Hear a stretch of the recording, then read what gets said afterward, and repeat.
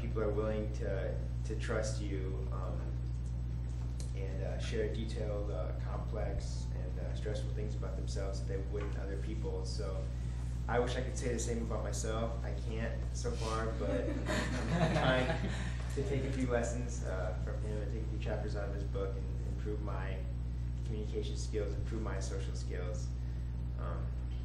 So it's definitely something that's a quality he possesses that'll do him well in the future. So without further ado, I'll let him talk to you today about news media.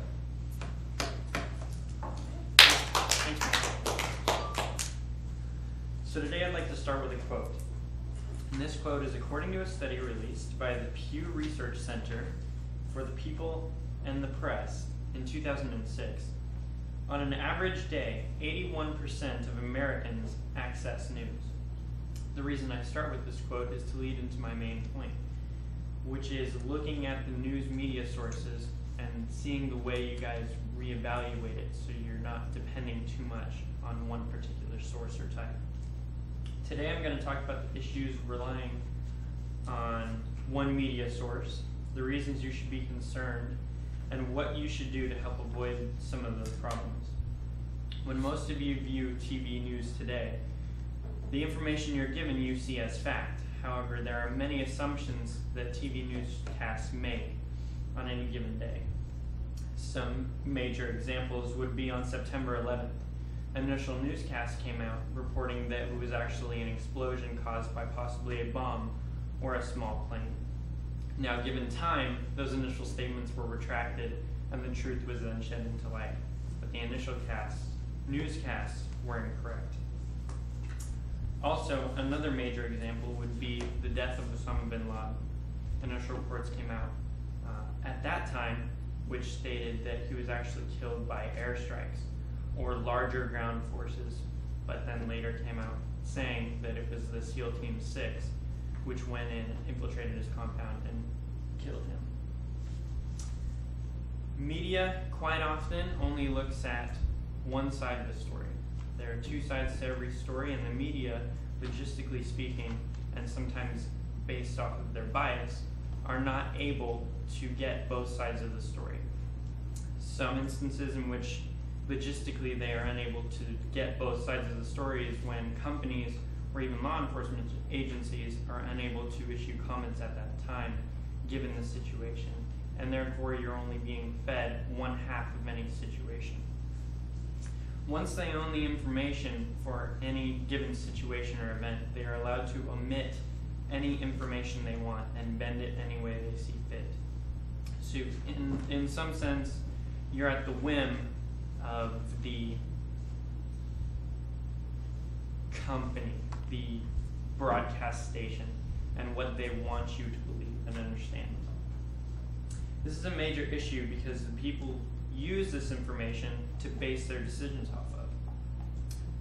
For instance, if a news station were to highlight health issues for a given food product, somebody may reform their diet around it. Or if they were to critique a healthcare physician or policy, they could reform their healthcare decisions and lifestyle based off of those information. Also, major strikes and movements can be fueled and sponsored by media attention. Major police shootings spawn protests, which can be greatly fueled by one-sided views given by those media agencies. It can also be sent in a positive message as well, seeing as how Africa has gained much support based off of the media attention it has been given. The news stations are also biased in many senses. This can be fueled both politically and fiscally. It can be politically swayed in terms of the station owners' own political views, and then it can also be actually paid by corporations and politicians to only show specific issues or events which would help their campaign. It is also very effective in swaying your political views.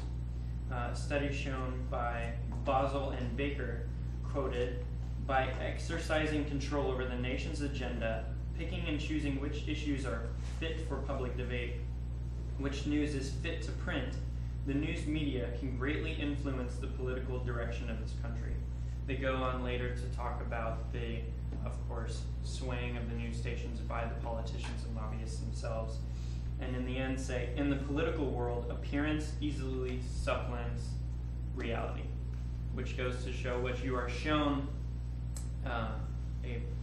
when you are shown a political view, that may sway you more than the actual facts of the situation. Therefore, media has a huge influence on your actions. Now, some solutions that you can do to try and counteract this one-sided view is to reach out to other sources and types of media and news. So don't rely purely on one news station for all your information.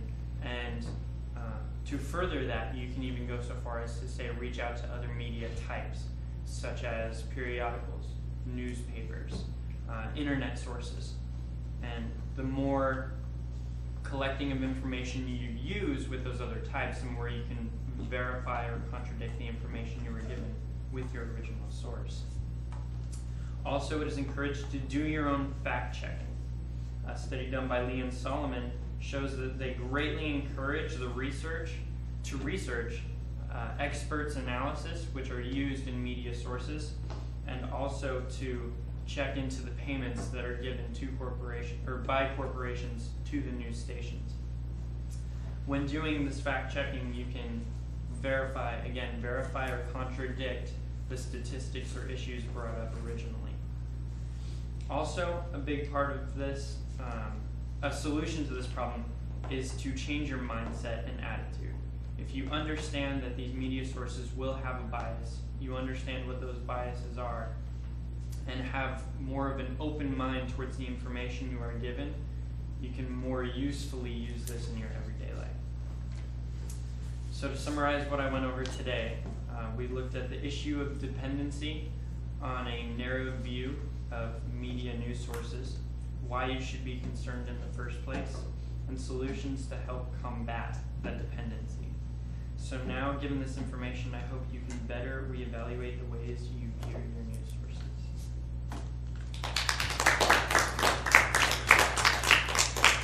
Yeah. Did you know that all the top 5 news and media stations are actually owned by one person? Rupert Murdoch. He owns like Fox News, ABC, MSNBC, and there's a few others. So he's the filter for all of that stuff. So I was learning about that in another class. I thought that was really interesting. Yeah, no, I hadn't heard that. So. One other thing, sorry. There is a website called Democracy Now, and it's one that used to work for those news stations, and she actually used to work for a news station. And it's not necessarily democratic point of view, but just wanting democracy and educate people about social issues. So sorry to add on to your No, that's fine. Perfect. So.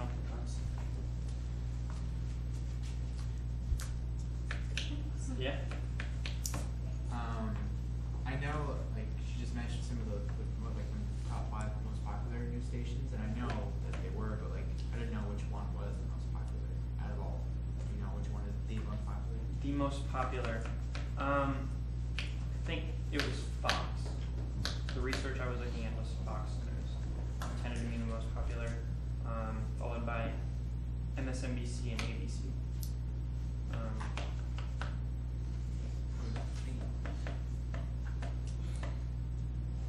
Is there one form of news that's more biased than another? Not particularly. The main focus of my speech today was on the televised media, because that represents 57% of all Americans who access their news. But it really just depends on the sources.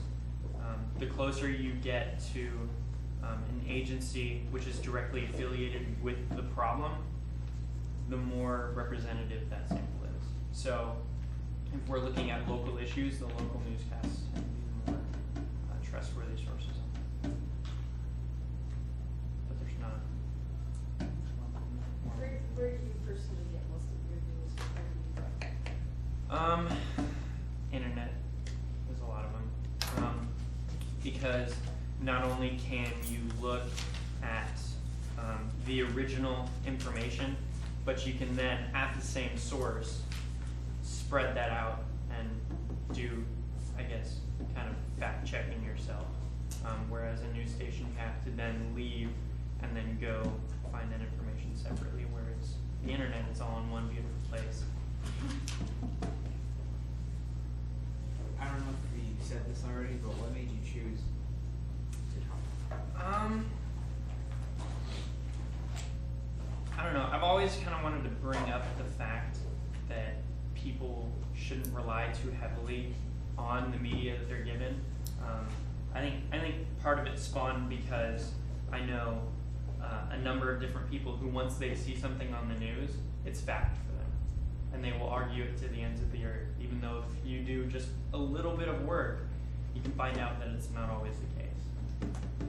And so I encourage people to, once you are given some information, check into it, look into it more. Don't just take it at face value as fact, because you'll be surprised most of the time.